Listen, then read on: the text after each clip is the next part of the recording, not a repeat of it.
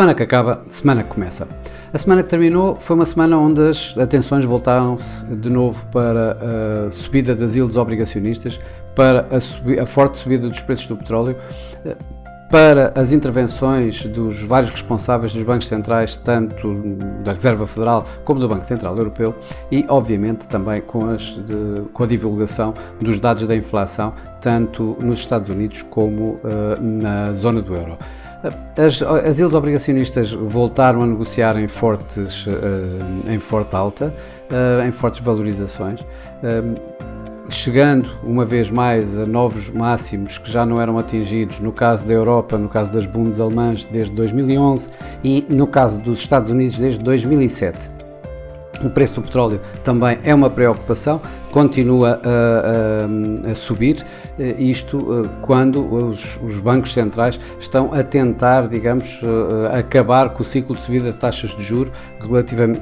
para combater a tal inflação. E foi exatamente isso que vimos durante a semana. Tivemos mais responsáveis a intervir verbalmente, tanto na Reserva Federal como no Banco Central Europeu. A Reserva Federal foi também bastante agressiva nos vários discursos, mantendo a sua tónica de que vão provavelmente subir as taxas de juros ainda mais 25 pontos, com alguns responsáveis a dizerem que até pode ser acima desses 25 pontos. Na Europa também esse foi o mote, embora seja mais difícil depois da última reunião do Banco Central Europeu, convencer os investidores, convencer os mercados de que vão continuar a subir taxas de juros, na medida que, de uma forma praticamente explícita, Christine Lagarde o disse que vai manter as taxas de juros durante mais tempo inalteradas para combater a inflação e que já estão a níveis suficientemente restritivos. Aliás, foi isso que ela fez esta semana uma vez mais, reiterou de que as taxas ao atual nível são suficientes, ou serão em princípio suficientes, para levar a inflação para os tais 2%, a meta do Banco Central Europeu.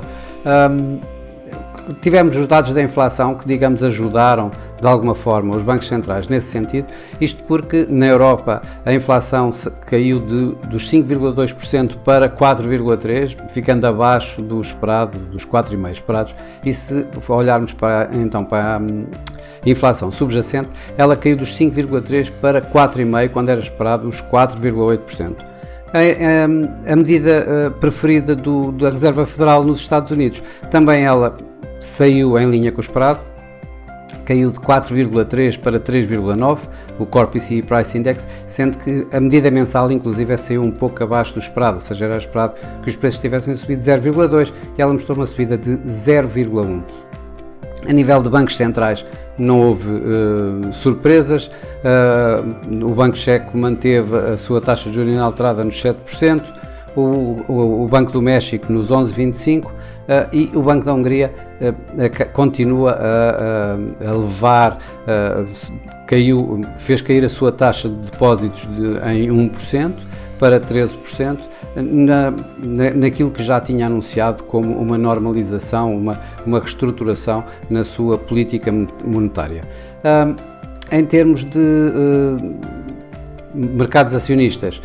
esta semana marcou o final do mês, o final do trimestre e, obviamente, tivemos esta semana. Tudo isto foram perdas, ou seja, houve perdas na semana, no mês e no trimestre. Aqui tenho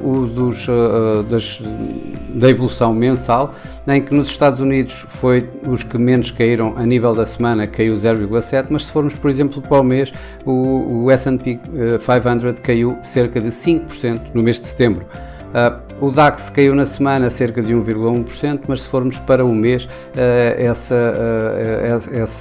essa queda vai para cerca de 2,5%. E o Nikkei,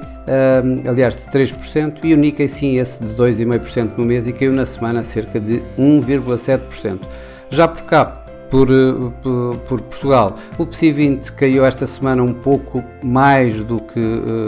os seus pares principais na Europa, caiu cerca de 1,3%, sendo que no mês de setembro caiu cerca de 1,6%, portanto em linha praticamente do que caiu durante esta semana. Isto com a Navigator a suportar, digamos, o índice ganhando quase 7% e a Greenvolt a pressioná-lo quando perdeu cerca de 8%. No mercado cambial, o dólar continua a ser a grande moeda, a moeda preferida pelos mercados, em que continua a registar ganhos continuados semanais. Temos a maior série de ganhos, de perdas semanais do euro-dólar e ganhos do dólar. O euro-dólar esta semana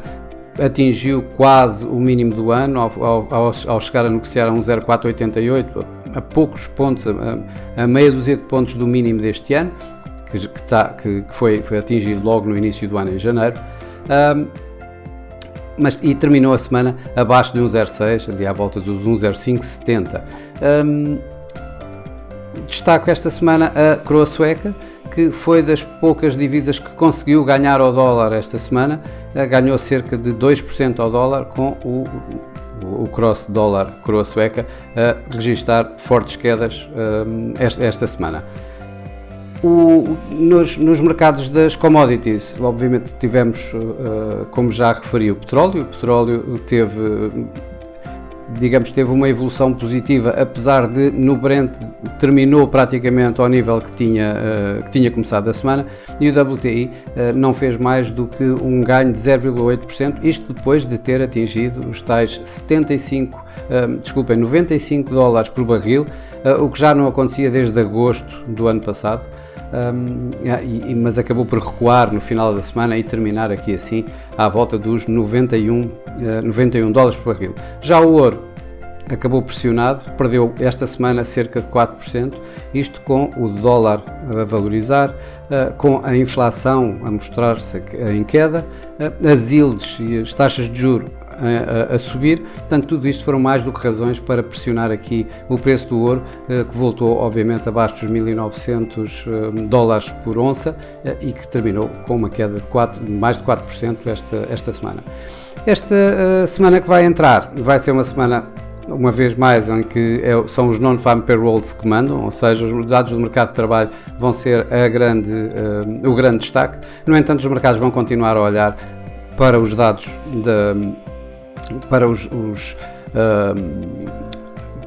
para o Congresso, que aparentemente conseguiram ultrapassar a situação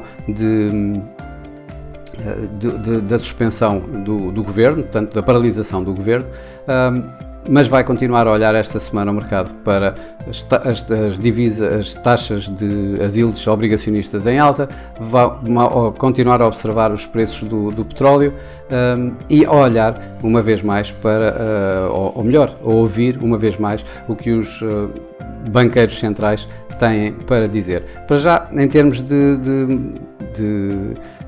dados económicos, vão ser os non-farm payrolls aqueles que vão atrair mais a atenção. O mercado vai estar à espera de cerca de 165 mil novos postos de trabalho, depois de cerca de 190 mil da semana do mês passado. O ADP, portanto a medida privada, digamos, destes non-farm payrolls, vai também esperar um abrandamento do número de novos postos de trabalho para 155 mil dos anteriores 177 mil,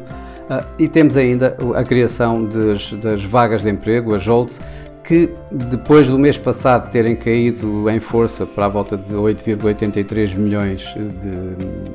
de vagas, se espera que elas subam ligeiramente, mas fiquem por aqui pelos 8,85 milhões. Por outro lado, temos ainda os dados do ISM, tanto os dados manufatureiros como os do setor de serviços, que deverão, uma vez mais, continuar a apontar para a contração na atividade fabril e, por outro lado, continuar em expansão na atividade de serviços, embora recuar um pouco dos índices, dos níveis que estavam no mês passado.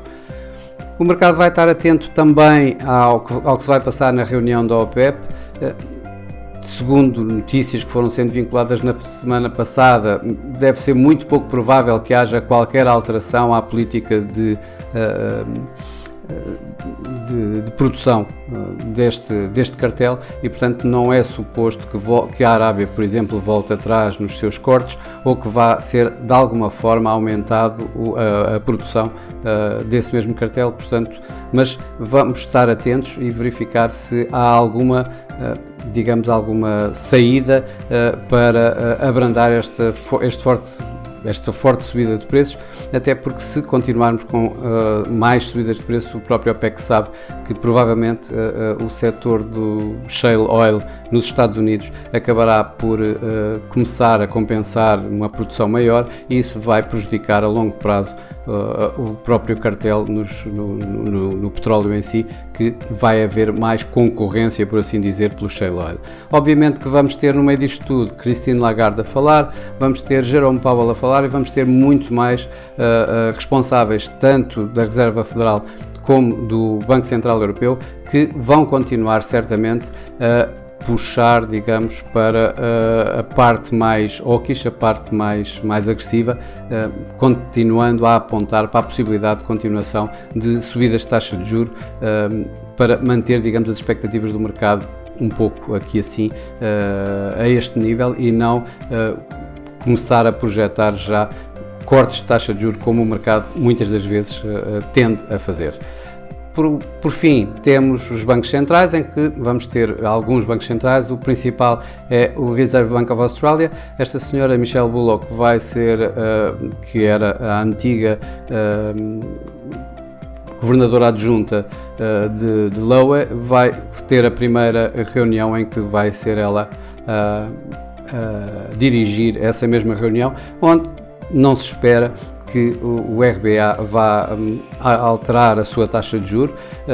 espera-se sim que a vá manter, isto apesar da taxa de inflação última que saiu, ter saído um pouco acima do esperado, mas ainda assim provavelmente vamos ter a manutenção, pelo menos é isso que o mercado espera, das taxas de juros no RBA, assim como no RBNZ, por exemplo, na Nova Zelândia. Para já é tudo. Uma boa semana, bons negócios e para a semana cá estarei com mais uma semana que acaba, semana que começa. Até lá!